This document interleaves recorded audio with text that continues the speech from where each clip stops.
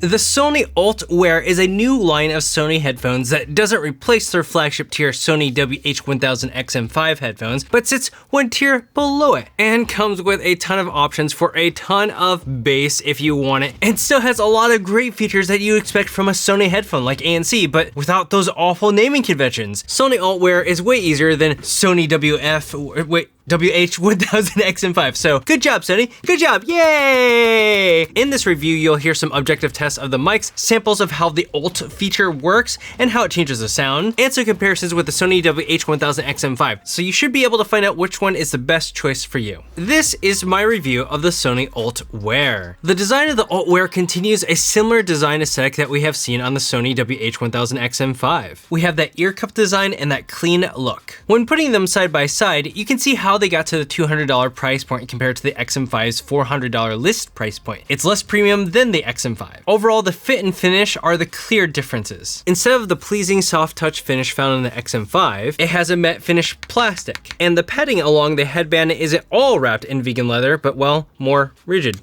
plastic. Clicking the buttons feels less confident and more like hollow plastic. Did I mention plastic? For all I know, adding a soft touch coating to this plastic would result in the same feeling as the XM5, but the ULT Wear does feel much cheaper with all that plastic. But it's not all downgrades. One thing that it brings back that many were bummed about on the XM5 is its ability to fold up, which makes it great for traveling, but that increases its risk of breaking. There are pros and cons, but it does come with a rigid case to help protect against that, and it continues to provide an option to use them wired. The ear cups on the ULT Wear are comfortable like the XM5 and barely have a touch more depth, so if you had discomfort from your ears pushing up against the driver on the XM5, you likely will have the same issue here. You also have autoplay pause sensors for when you put them on or remove them. You have a mix of touch surface and button interactions on the ULT Wear. On the right ear cup, you can swipe to adjust the volume or change the track, double tap to play and pause, or hold your hand over the ear cup to go into a transparency aware mode where it ducks the volume level down. You can have a conversation with someone, and once you remove your hand from it, it raises your volume back up and goes to ANC. The left ear cup has your power and pairing button, ANC transparency toggle, and the ULT button, which we'll discuss later. Battery life is 30 hours with ANC on and 50 hours with ANC off. A 10-minute charge gives you 5 hours of playback, so you can quickly get enough for most flights at a short charge. ANC, or active noise cancellation, is one of the highlights of Sony's products. They're among the industry leaders in this area, along with Bose and Apple. The ULT Wear continues that legacy using the V1 chip processor used in the XM4 lineup. There's also a wind noise reduction mic or sensor right here that is supposed to help. Instead of telling you what I think, how about some objective samples? Okay, we have the binaural microphone to do the ANC comparison test, so you want to make sure that you have headphones or earbuds in on both ears. We have the ULT Wear with the ANC test in a quiet room. We have the WH-1000XM5 in ANC mode in a quiet room. How does this sound? Do you hear anything? And now we have the transparency test on the ULT Wear. How does it sound right here in a clean, quiet room? And now we have the WH-1000XM5 in transparency mode. How does this sound in comparison to the ULT Wear in a quiet room? Now this is what the ANC would sound like with the simulated cafe environment on the ULT Wear. Now we have the WH-1000XM5 ANC mode. Now we're in transparency mode.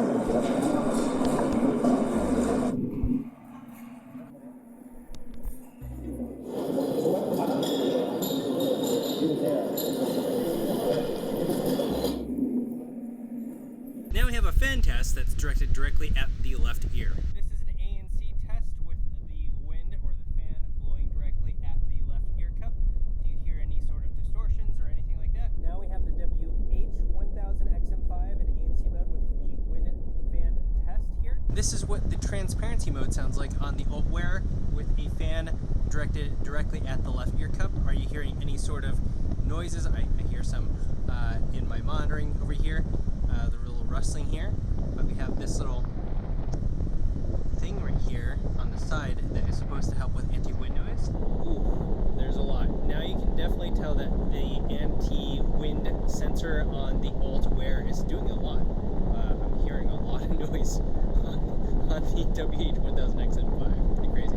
While transparency is solid, it's less transparent and natural than what you'd find on Apple or Bose products. That mid-range boost makes it sound more artificial, but it's still good. All right, here are some objective mic tests for you to listen to. You'll see which device I'm using in this situation labeled on the screen. The prior one was the ULT Wear. In this case, it's the XM5 in a clean, quiet room. Does that make sense? Hey, I don't have a sponsor for this video. However, if you want to help support me and you can check out some things I personally use and love, you can become a channel member and get access to exclusive EQ settings for various headphones and earbuds. You can check out Delete Me, which helps protect and remove your personal information from data brokers and publicly available websites. Or get a free trial of a Whoop strap, which is the only fitness wearable that I've worn for over a year. You could also sign up for that neat Robinhood credit card that gives you 3% cash back on every category, which is kind of wild. All those affiliate links are in the description if you want to check them out and help support me. Here's what a phone call would sound like if you were to receive an HD phone call while wearing and using the Sony ULT Wear.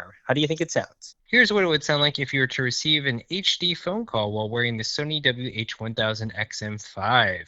One thing to note, for some reason on the caller's end, I can kind of hear my own voice being repeated back to me, so that's a bit interesting. What are your observations and thoughts about the ANC, transparency, and mics? Let me know in the comments. The ULT Wear has a specially designed 40mm driver, which can push some serious low end without breaking up and becoming a mess. It's honestly outrageous. That's where the ULT button comes into play. This is something new and present amongst Sony's entire ULT line, which also includes Bluetooth speakers and allows you to toggle between 3 settings: off, ULT 1, and ULT 2. ULT has a bit of a sound that is a bit brighter than what you typically associate with Sony headphones, but also retains much of that bass. It's scooped in many ways. ULT 1 reminds me of what Sony used to sound like in prior generations of the 1000XM series, with a ton of bass added to it and a darker high end. Their Sony WH-1000XM5 has moved away from that in a step towards a more mature, balanced, and tasteful sound than before. Some people like that, and some will miss that old, dark, super bassy sound. ULT 1 provides a bit of that. ULT 2 it reminds me of when I was in high school and I saw those Honda Civics with the coffee can exhaust on it and a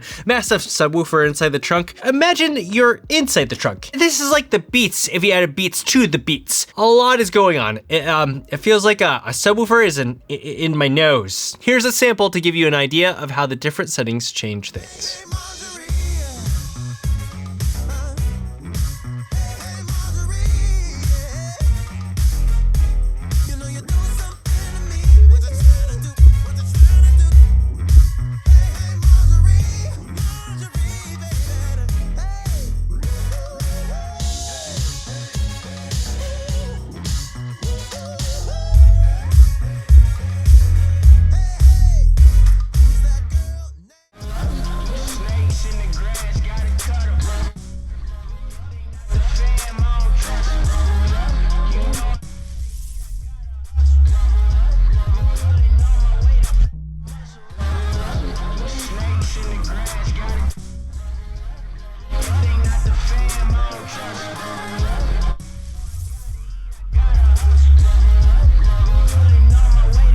You see what I mean?